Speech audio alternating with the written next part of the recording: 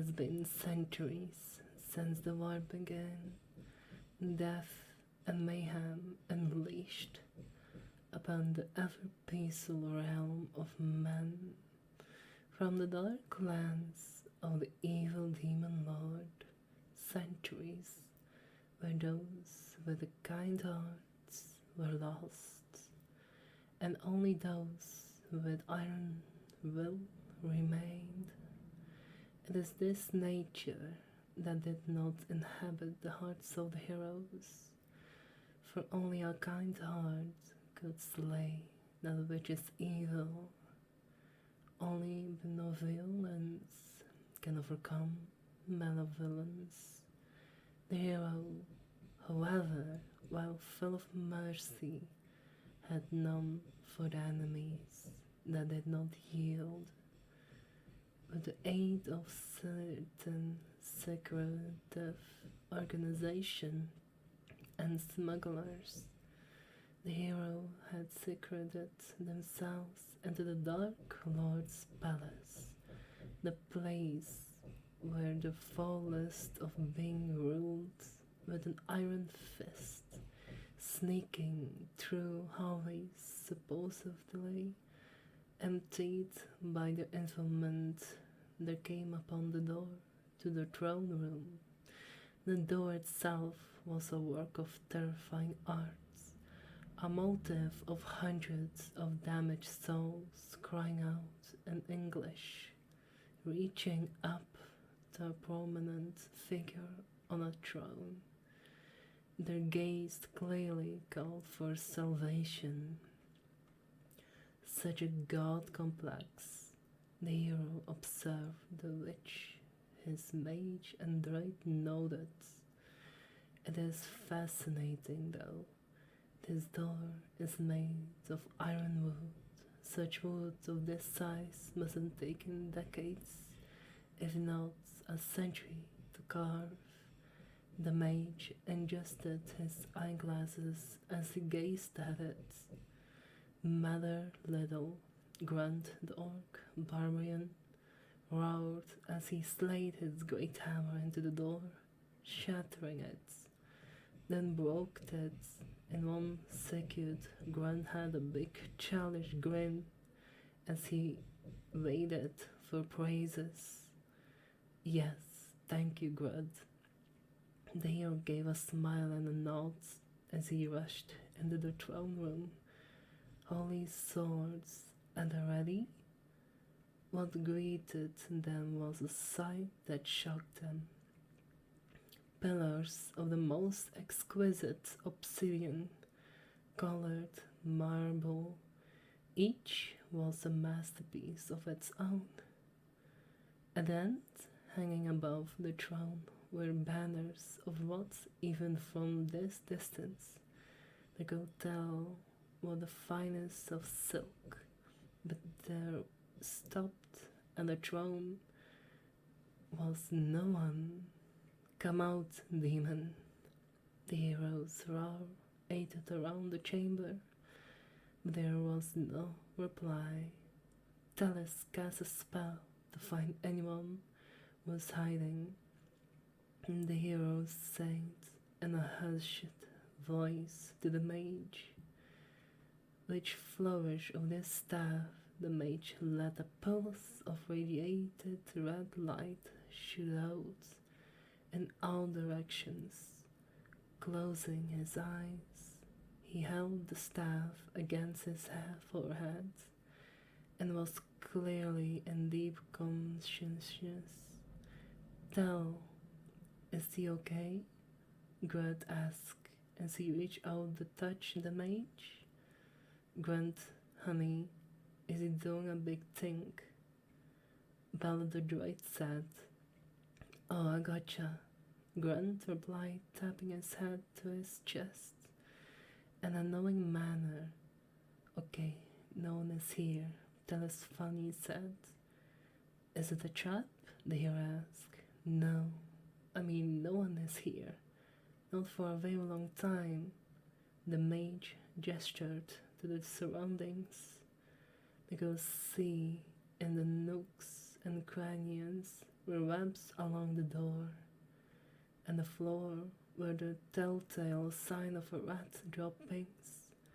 And at first, they had all assumed it was part of aesthetic, but now they realized it was neglect. So where is he? Belle asked. I can cast a spell to show an echo of times and the past when he was here. We may see a clue to where he ran off to. The hero nodded to the major's suggestion. When another forest of his staff, a pulse of silvery light shot out. The pulse began to shower down, small motes of light that settles like snow over unseen figures of past events, sat on the throne, and an armor spike, and skull said to man, they had set off to vanquish finally. Sounds began to reverberate. I told you, we'll not break the treaty, maintain cordial relations with the humans. So long as I rule, there will be no war. The demon lord struck his fist against the throne for ambush. You will, as law, sir, the messenger said with a deep bow. The image shimmered and reinforced what must be a later echo. So they have slaughtered a few villages. Why would humans do this? Do they want war? Even with the weak silhouette of his features, they could see the spur of the demon lord's face. The image shamed against the shone, an image of an exhausted man, no longer in his armor. This was what he truly looked like. He appeared to be weeping. So many innocent lives. Please tell me, messenger of the human realm, why do you do this? The image of a man the whole party knew well, apparently at the foot of the throne. It was a man whose statue they had seen countless times.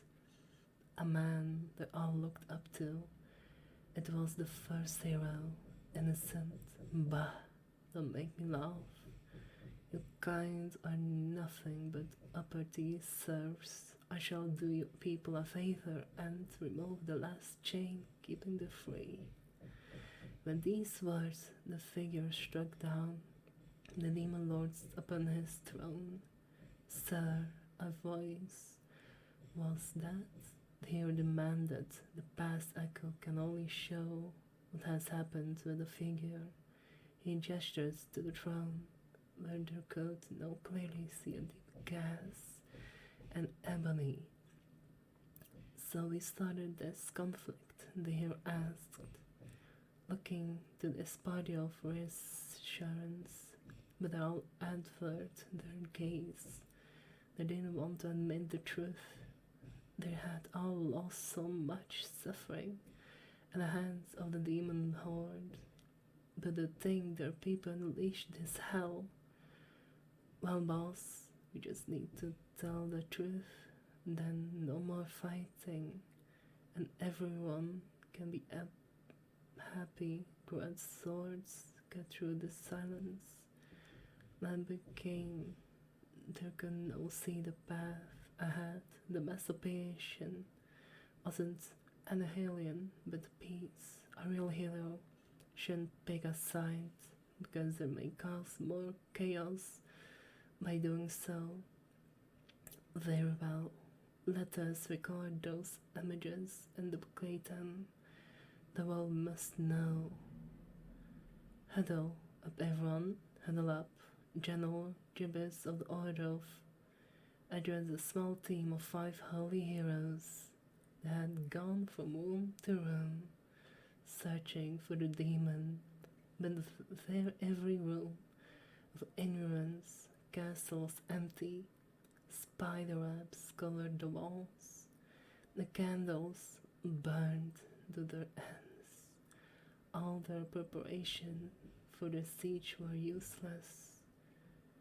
There were no enemies here. Everyone put your hands in. Though we checked every other room in the castle. This has to be the one. The demon lord is various sons of evil. So remember your lines when we burst into the chamber, and more importantly, your pose. We only get one shot at this. Slay evil. 1, 3. The holy warriors shouts in unison. Tora, the dwarf, kicked open the massive door. In the throne room, he held his axe high. Evil we mock. Dexy, the fairy queen, spread her wings. The lord is a rock. Njoded the berserk tripped and fell on the carpet. Grrr. Yang, the warrior, mocked, helped Jun to his feet. Stood back to back and did a karate pose. But Njot was supposed to say was no time to talk. Then I say it's time to rock. General Jabadish shrugged his shoulders and knelt leniently in front of all the warriors. Now feel the vengers of our flock. Blunder really took the air out of the whole routine. A slow clap echoed chamber. Alfred O. Butler showed from the behind the massive throne. His skin hanged from his bones. His eyes, the warriors, curiously. Ron Castle Demon Lord moved out about 400 years ago. You didn't see the for sale sign out front, though you were here to make an offer. Well, damn, do you happen to have his new address? This is kind of important. General Jabadish was disappointed, but relieved they will get another chance to perform the routine. I just work here. Sorry, the butler replied. The heroes left the castle. Jackedly, it will be a long pilgrim back home. The butler waved farewell and waited for them to get out of earshot. You can come out now. You're right, that was funny. Blood dripped from the walls of the castle, forming into a pair of floating bloodshot eyes. A voice called from the very walls of the castle. The mortals really are stupid. Once they step through the demonic parts against their be right back where they started. Let me handle them next century. I wanna give them a good scare. The demon lord returned to his incomparable form. He joined this internal game. Okay, everyone, our journey is about to come to an end, said Yasin, the elf, clearly. Fair enough, there will be no turning back for anyone after this point. So if anyone wants to go home now, I won't stop you. I'm not turning back.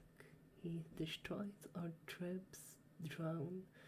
The half-orc rocked, answered, and our minds, barely the dwarf, will never surrender to the liking of the evil.